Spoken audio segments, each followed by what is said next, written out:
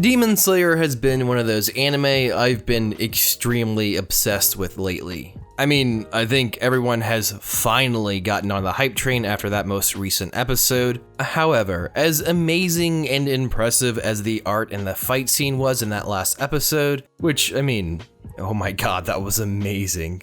But there's something that's way more important to the episode that occurs. We finally meet Tanjiro's father, probably the most important character in the anime. So first, I kind of want to back things up a bit. For those of you who haven't watched Demon Slayer, like, fix that and go watch it now. Or, you know, you can rebel and keep watching knowing there are going to be some spoilers ahead. And you know what? That's what I like about you. Anyway, the show follows Tanjiro as his family is killed by some demon and his only remaining sister is turned into a demon herself. We watch as Tanjiro hunts down the demon who destroyed his family with the hopes of finding a way to undemon Nezuko. Which, I mean, I don't know why you would want to do that. I mean, she's adorable in her demon form. Side tangents aside, Tanjiro joins the Demon Hunter Corps after meeting a top-level demon hunter who was pursuing the big bad guy who just killed Tanjiro's family. Oh, which, by the way, apparently the guy who came and senselessly killed Tanjiro's family ended up being literally the king of demons. Yeah, I think Tanjiro's gonna have a little bit of trouble with this one. At first, the show really does a fantastic job with handling these seemingly eccentric story beats well. And what I mean by that is the show cleverly hides all of these story beats in ways that seem to merely be happenstance when they occur.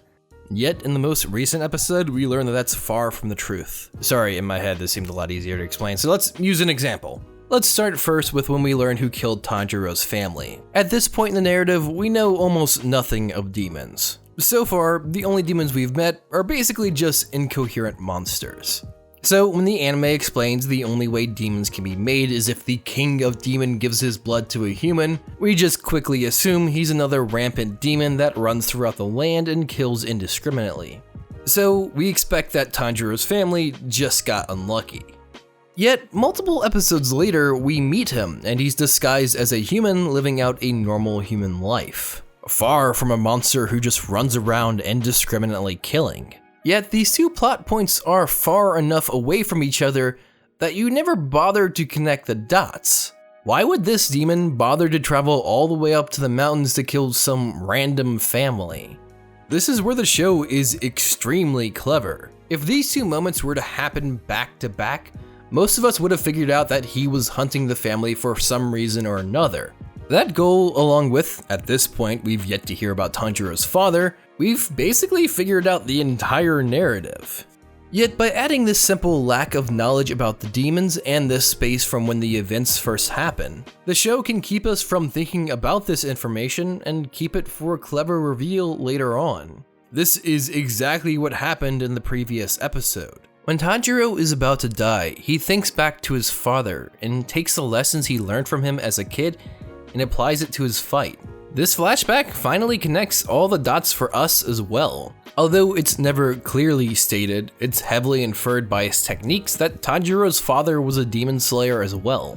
Not only that, it's clear that he was someone incredibly special, as despite being frail and sickly, he was still capable of fighting. He was someone who the king of demons feared. So he clearly had been hunting for Tanjiro's father, whom most likely already died of his illness, when he stumbled across the family and massacred them.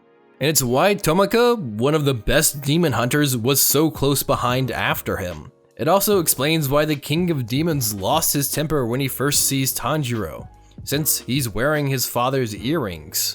All of these loose threads are quickly connected in such a short period of time through this small flashback. Tanjiro's father explains almost all of these seemingly happenstance occurrences that plague Tanjiro's journey. It's awesome because it's not like we learn a ton of new information in this flashback. It's merely there to help us connect the dots of what is actually happening. I have to admit, one of my main gripes with this anime was that it was predictable. I saw almost everything in this show coming from a mile away. Granted, I didn't mind it so much since the show leaned into it. However, it got me with this. Up until this point, I never put much thought into Tanjiro's father, so this reveal was huge to me. It happened at such a powerful emotional beat and was so incredibly clever. And to top it all off, it's just such an important part of the story. Tanjiro's father really is the key to Demon Slayer's narrative, and I can't wait to see where it goes from here. Thank you guys so much for watching, and thank God I finally got to do another Demon Slayer video.